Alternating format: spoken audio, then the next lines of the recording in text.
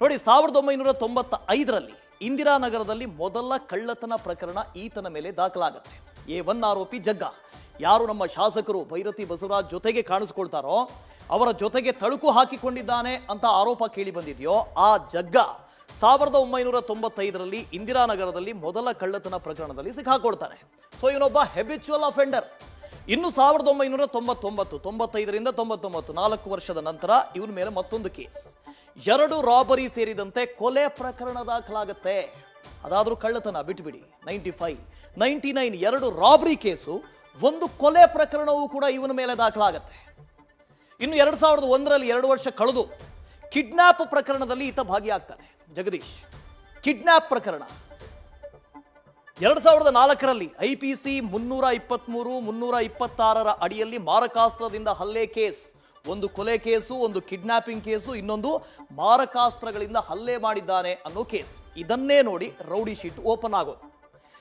1997ರಲ್ಲಿ ಮೀನ್ while JP ನಗರದಲ್ಲಿ police ಠಾಣಾ ವ್ಯಾಪ್ತಿಯಲ್ಲಿ ಒಂದು ಡಕಾಯಿತಿ ಕೇಸ್ ಕೂಡ ಆಗುತ್ತೆ.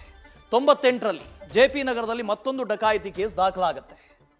ಬೆಂಗಳೂರಿನ 4 ಠಾಣೆಗಳಲ್ಲಿ ರಾಬರಿ ಕೇಸ್ ದಾಖಲಾಗುತ್ತೆ. 98ರಲ್ಲಿ ಕಳ್ಳತನ, ರಾಬರಿ, ಕೊಲೆ ಎಲ್ಲ ಕೇಸ್ಗಳು. ಇನ್ನು 2008ರಲ್ಲಿ KR ಪುರಂ ಪೊಲೀಸ್ ಠಾಣೆಯಲ್ಲಿ ಕೊಲೆ ಕೇಸ್ ದಾಖಲಾಗುತ್ತೆ. 2012ರಲ್ಲಿ ರಾಮಮೂರ್ತಿ ನಗರ ಠಾಣೆಯಲ್ಲಿ ನಕಲಿ ದಾಖಲೆಯನ್ನು ಸೃಷ್ಟಿ ಮಾಡಿದ್ದಾನೆ ಈತ ಅಂತ ಆ ಕೇಸ್ ದಾಖಲಾಗುತ್ತೆ. 2016ರಲ್ಲಿ ಹೆಣ್ಣೂರು ಪೊಲೀಸ್ ಠಾಣೆಯಲ್ಲಿ ಜಾತಿ ನಿಂದನೆ, ಅಟ್ರಾಸಿಟಿ, ಈ ಕೇಸ್ ಕೂಡ ದಾಖಲಾಗುತ್ತೆ.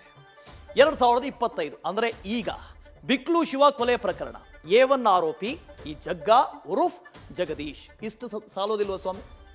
ಇನ್ನೊಬ್ಬ ಹೆಬಿಚುವಲ್ ಅಫೆಂಡರ್ ಅಂತ ಹೇಳೋದಕ್ಕೆ ಇಷ್ಟು ಸಾಲೋದಿಲ್ವಾ? ಇವನ ಮೇಲಿದ್ದಂಥ ರೌಡಿ ಶೀಟನ್ನ ಯಾಕೆ ಕ್ಲೋಸ್ ಮಾಡಿದ್ರೆ? ಇದಕ್ಕಿಂತ ಹಿಂದೆ ನೋಡಿ 2016ರಲ್ಲಿ ಹೆಣ್ಣೂರು ಪೊಲೀಸ್ ಠಾಣೆಯಲ್ಲಿ ಜಾತಿ ನಿಂದನೆ, ಅಟ್ರಾಸಿಟಿ ಕೇಸ್ ದಾಖಲಾಗುತ್ತೆ. ಅದಾದ ನಂತರ ಇವನ ಮೇಲೆ ಅಂಥ ಕೇಸ್ ಯಾವುದು ದಾಖಲಾಗಿರೋದಿಲ್ಲ. 16ರ ನಂತರ ಆದರೆ 4 + 5 9 ವರ್ಷಗಳಲ್ಲಿ ಬೇರೆ ಕೇಸ್ ದಾಖಲಾಗಿರೋದಿಲ್ಲ. ಅದರ ಅರ್ಥ ಇವನು ಯಾವುದೇ ರೀತಿಯ ಕ್ರೈಮ್ ಅನ್ನ ಮಾಡಿಲ್ಲ ಅಂತಲ್ಲ, ಕೇಸ್ ದಾಖಲಾಗಿಲ್ಲ ಅಷ್ಟೇ.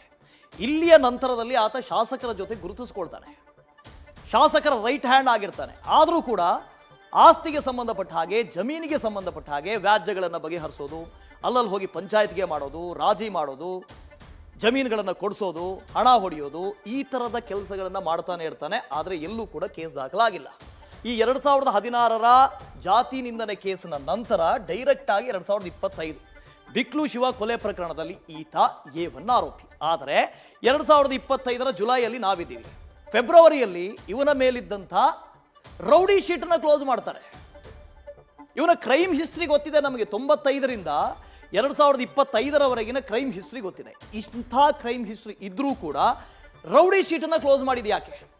ಯಾರ ಅಣತಿಯ ಮೇರೆಗೆ ರೌಡಿ ಶೀಟನ್ನ ಕ್ಲೋಸ್ ಮಾಡಲಾಗಿತ್ತು? ನ್ಯೂಸ್ ಫಸ್ಟ್, ನಿರ್ಭೀತಿಯಿಂದ ನಿಮ್ಮ ಪರವಾಗಿ.